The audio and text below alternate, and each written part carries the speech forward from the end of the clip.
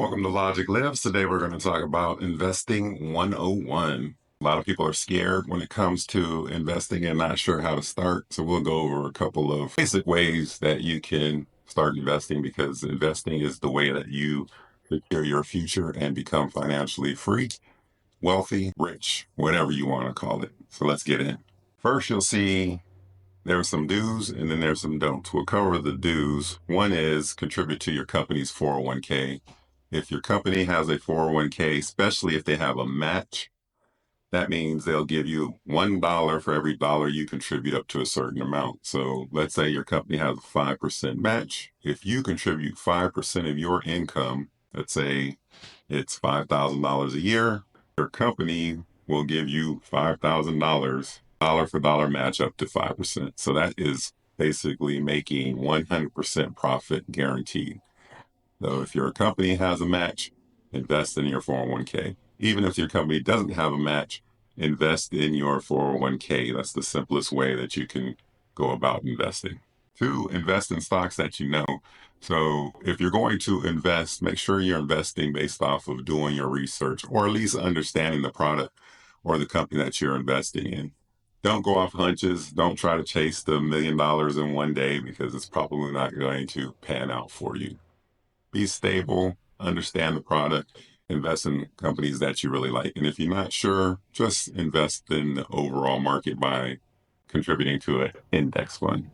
Last is consistently buy. So every time you get an increase at work, anytime you get a bonus, anytime you get a check, just put a little bit aside and contribute and start buying those index funds or those stocks that you think are going to be solid and hold for a long time. It's called dollar cost averaging, and every little bit that you get ends up securing your future in the long run. And then make sure you track your portfolio, whether it's your 401k or your individual stocks. From time to time, look and see how it's performing, because you can make adjustments and within your portfolio that can help you out. So if you see that you're investing in something that is consistently not performing as well as something else, make that adjustment, so that way throughout the course of time, you're going to end up making a lot more, because that 2-3% more that you could have made by simple adjustments is going to have a big factor in your ultimate nest egg. All right, we talked about the do's. Now let's talk about the don'ts. And the don't is, don't let fear stop you from investing. We talked about it earlier. A lot of people are afraid. They don't understand stocks. They don't understand 401ks. Take the time, if you're working with a larger organization or any organization, just call your benefits department and they'll explain a lot to you, or do some research, or reach out to someone that you may know that can help you better understand it. Because again, ultimately, you just investing is going to help you in the long run. So don't be afraid to invest. Talked about this earlier. Do not invest for the get quick rich. So you heard about the GameStop thing about 4 or 5 years. Oh, I'm gonna spend all my money on GameStop, and then you missed the boat because it didn't go up. You caught it at the top end and you lost a lot of money. Invest for time, meaning the longer you invest, the more consistent you are with investing, you are eventually going to reach millionaire status, financial freedom, because it's about time in the market, not timing the market. So consistently invest and understand this is a process. It's not a get rich quick scheme. Don't sell when the prices drop. A lot of people panic because they see their money take a dive and they think that they lost money. Remember, you don't lose or make money until you sell your stock. So just because the market goes down for a week, a month, even a year, do not sell at the low if you invested in some solid companies, because it's eventually going to go back up. Stock market on average since its inception has gone up over 10% a year.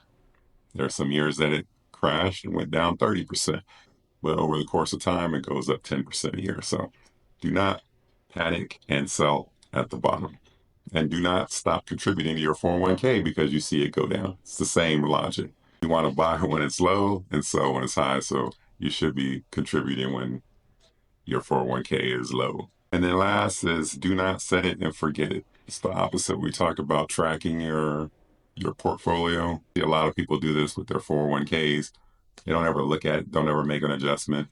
and they end up losing themselves a lot of money based off of what they could have had. So they don't lose money because you're going to gain money just by investing, but they lose the opportunity to have even more money because of the fact that they don't make these little small adjustments.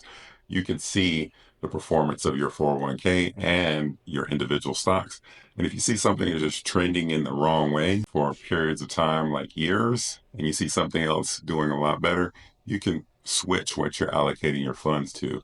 And that simple switch is going to end up making you a lot more in the long run because it's adding up 3%, making more every month, 3%, making more every year, 3%. So those are the don'ts. Again, investing 101, keep it simple, and hopefully you learned a little something. If you did, make sure you like and subscribe.